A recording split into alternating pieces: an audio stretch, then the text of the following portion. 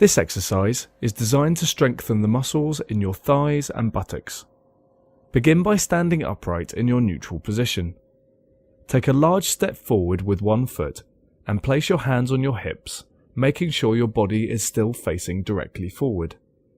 Now take a deep breath in and slowly lower your body directly down, bending both knees while still maintaining your neutral position. Lower your body as far down as is comfortably possible without letting your knees touch the floor.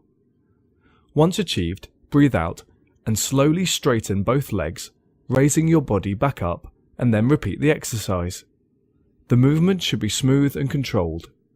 Try to maintain your upright posture during the movement and do not let your upper body lean forward or back. Also, make sure that when lowering your body down, your front knee does not bend beyond your toes. If this is happening, begin the exercise again and take a larger step forward. To finish the exercise, push up through your front leg to return to your starting position and breathe normally.